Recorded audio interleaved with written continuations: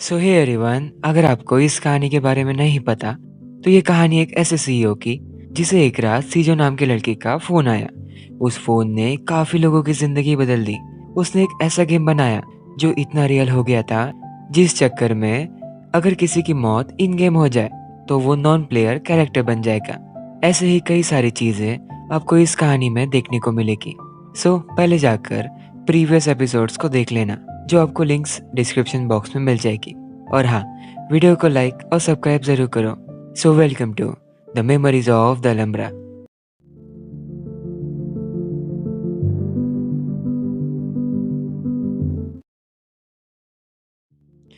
कहानी की शुरुआत हीजो कंपनी से डरते घबराते हुए घर आई। उसने अपने पुराने सामान से डियागो का नंबर निकाल उसे कॉल किया।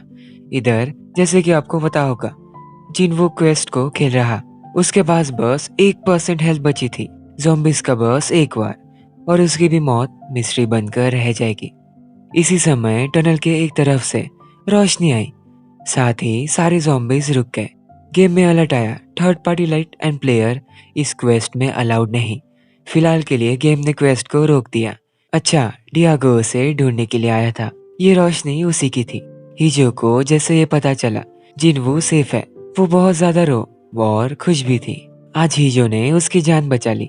सुगो को कुछ समझ नहीं आ रहा था कि वो क्या करे। उन्होंने सारे सर्वर्स बंद करने का डिसाइड किया। एक ऑर्डर से सारे सर्वर्स बंद हो चुके थे। मुझे तो उनका बुरा लगा, जिन्होंने इतनी मेहनत करके गोल्ड कॉइन्स को कलेक्ट किया था। जिनवू वहां से निकल हॉस्पिटल में पहुंचा।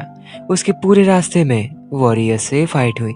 उसका गेम भी बंद हो चुका था। अगर आपको नहीं पता तो गेम बंद होने से सारे खून के धब्बे, चोट के निशान, सब कुछ गायब हो जाते। हमने देखा जुनवू का पैर फिर से लंगड़ाने लगा। आप लोग समझे इसके पीछे का राज। जिनवू जुगो की बॉडी देख अंदर से टूट चुका था। जुगो ने हमेशा उसका साथ दिया। एक वही पर्सन था जिसने उसके ऊपर हमेशा यकीन किया। लेकिन आज उसके कारण क्या हो गया, सुनो ही। जो ग्रांडा पहुंच हॉस्पिटल में आए, वहां जुगो की माँ ने जिनवू को काफी ज्यादा भला बुरा कहा। उनके बेटे की मौत का जिम्मेदार वो उसी को ठहरा रही थी। उन्होंने अपने बेटे से पहले ही कहा था इस जॉब से रिजाइन करने के लिए, एंड जोर जोर से कहने लगी, मेरे बेटे को मुझे वापस दो। सुनो के मैनेजर से हमें पता चला जिनवू यहाँ से 1 घंटे पहले ही चला गया, पता नहीं कहा। हिजो उसके रूम में गई, वहाँ वो नहीं था। कैफे अल खजाब में गई, वहाँ भी वो नहीं था। वो पार्क में गई, वहाँ भी वो नहीं था। कम से कम जिनवू उसका फोन तो उठा ले। हिजो ने उसे टेक्स्ट किया, तुम कहाँ हो, मुझे तुम्हारी चिंता हो रही, आई मिस यू। ये टेक्स्ट लिखने के वक्त उसके आंखों से आंसू निकलने लगे। गाइस, क्या मैं आपको एक पर्सनल सवाल पूछूं? अगर आपको इसका जवाब देना है तभी देना। क्या आपकी लाइफ में ऐसा कोई पर्सन है जो आपके लिए रोए, उन्हें आपको देख खुशी हो, चिंता करे? प्लीज कमेंट में बताओ। जिनवू ने उसे कॉल कर बताया वो सीजो को ढूंढ नहीं पाया। जुंगहो मर चुका। इससे ज्यादा बुरी सिचुएशन नहीं हो सकती। उसने ये सुनने के लिए कॉल नहीं किया। हीजो को उसकी आवाज सुननी थी। उसे डर था जिनवू को कुछ हुआ तो नहीं। उसने उसे ये सब रोकने के लिए कहा। जिनवू इस मोड़ तक आके रुकने नहीं वाला। उसने फोन काट दिया। हॉस्पिटल में डॉक्टर्स के हिसाब से जुंगो की मौत ब्रेन के अंदर ब्लड वेसल फटने से हुई। असल मौत का कारण उन्हें अब तक पता नहीं चला, जैसे यून सेओ के साथ हुआ था। सुनो को पता चला जुंगो ने मरने से पहले अपने लेंस को निकाल दिए थे। उनके मैनेजर ने जितनी इंफॉर्मेशन हो सके उतनी निकाली। जुंगो की मौत सर पर चोट लगने से हुई होगी। दूसरी बात, ये साबित हो गया गेम में उसकी मौत नहीं हुई। ये बात करते हुए सुंगो को कंपनी के डेटा सेंटर से कॉल आया। जिनवो ने उन्हें कुछ देर पहले फोन किया था, सर्वर फिर से शुरू करने के लिए कहने। ये छोड़ो, वो डेटा सेंटर में ही पहुंचा। उसने सुंगो को सर्वर क्वेस्ट खत्म होने के बाद बंद करने के लिए कहा था, ना कि हमेशा के लिए।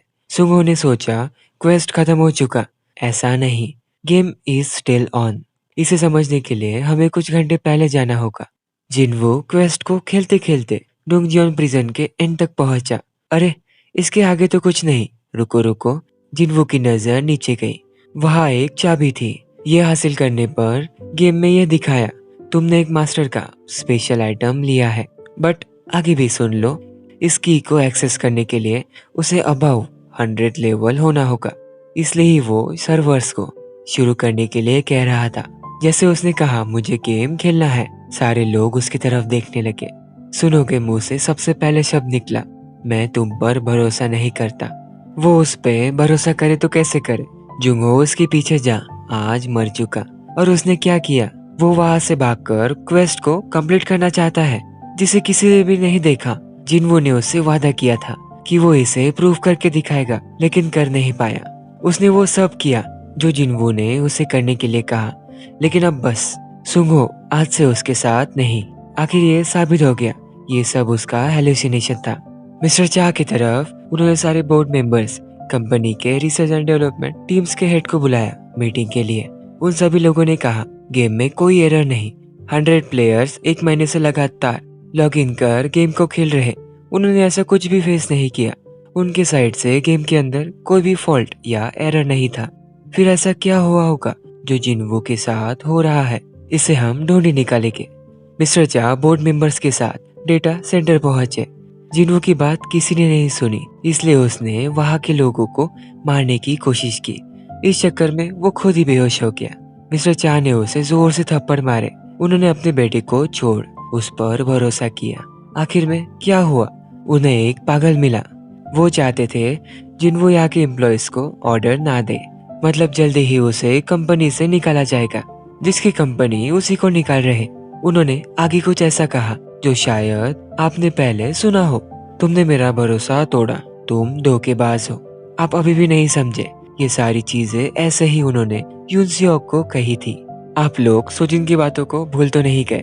उसकी बातें सारी सही थी। सुनो आज से कुछ नहीं कर सकता। उसने जिनवो पर भरोसा कर टाइम मांगा था, बट वो कुछ साबित नहीं कर पाया। आखिर क्या हुआ? जिनवो सबकी नजरों में पागल ही ठहरा, स्पेशली बोर्ड मेंबर्स के बीच। इससे क्या होगा?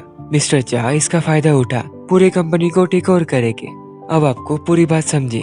कोरोना जितनी जल्दी नहीं फैला, उतनी जल्दी पूरे वर्ल्ड में 3 न्यूज फैल गई। फर्स्ट, जुंगहो की डेथ। दूसरी, जेवन कंपनी के सीईओ ने मेंटल इलनेस के कारण रिजाइन कर दिया। तीसरी न्यूज, कंपनी के नेक्स्ट सीईओ बने सुंग हो। जिनवो ग्रांडा में स्टेयर से गिरने के बाद उसे हॉस्पिटलाइज किया गया था। उस वक्त जुंगो हमेशा उसके पास रहा। वो उन्हें देख किसी छोटे से बेबी की तरह रोया। ये सब यादें जिनवो को याद आ रही थी।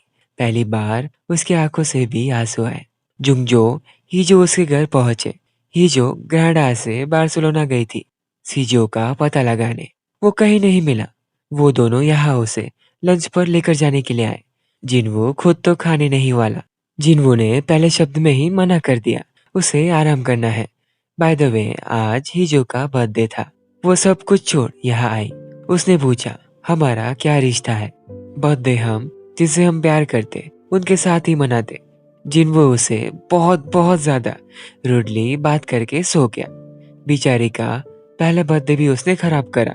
और ये भी। उसकी आंख रात 11 बजे खुली।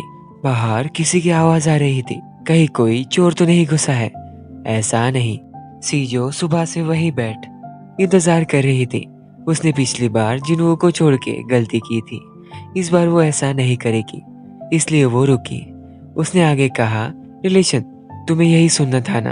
अगर तुम्हें कोई एतराज नहीं तो आज के रात के लिए मैं तुम्हारी गर्लफ्रेंड। ओके अब चलो। मजा उनके डिनर के वक्त आया। इतनी साइलेंट डेट मैंने आज तक नहीं देखी। इसके बाद हीजो कैब से घर जा रही थी। एक सेकेंड, जिनवो ने कहा, बॉयफ्रेंड अपनी गर्लफ्रेंड को अकेले कैसे जाने देगा? इसलिए उसकी जिम्मेदारी बनती है उसे सेफली घर छोड़ देने की। जाते हुए सुगो को कॉल हीजो को आया। उन्हें कुछ अर्जेंटली बात करनी थी।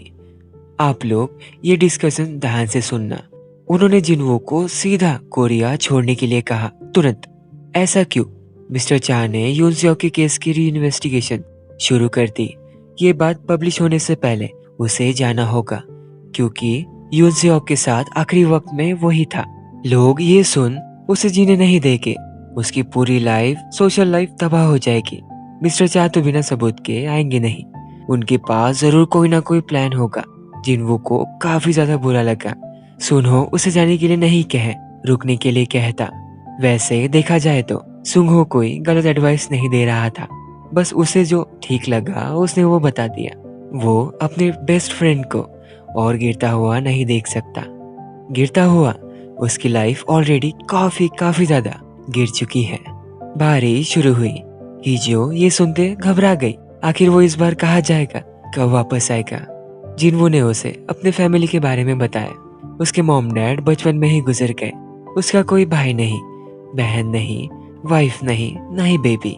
अगर किसी एक ने भी उसे कहा मैं तुम पर भरोसा करता हूँ, वो ये जंग यही रुक लड़ेगा। उसने ये सवाल हिजो से पूछा। उसने कहा मैं तुम पर भरोसा करती हूँ, किसी भी हालत में कुछ भी हो जाए। तो उसे इसका प्रूफ चाहिए था। उसने उसे पकड़ जोर से खींचा किस करने के लिए। ये जो प्रूफ तो पहले ही दे चुकी। उसने क्या कुछ नहीं किया, आपको पता ही होगा। सो गाइस, इस एपिसोड में इतना ही। आपको कहीं ना कहीं हिंट आ गया होगा आगे की कहानी कितनी ज्यादा रोमांचक होगी। मैं जाता हूँ अगले एपिसोड एक्सप्लेन करने। तब तक के लिए बाय बाय।